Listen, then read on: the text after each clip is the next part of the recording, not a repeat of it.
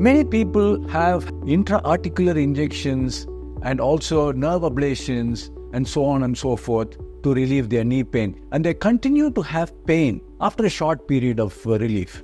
So this is the usual problem. Most of these methods of giving an injection or giving nerve ablation and all the other technologies that are performed do not give a permanent lasting solution for knee pain.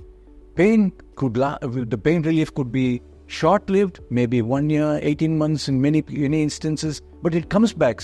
And when it comes back with a vengeance. So this is what I have seen.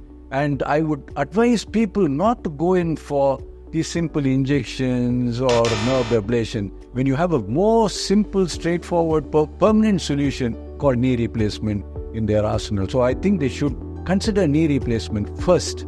And only if knee replacement is not possible, then we use other nerve ablation techniques and others to give pain relief for the patient.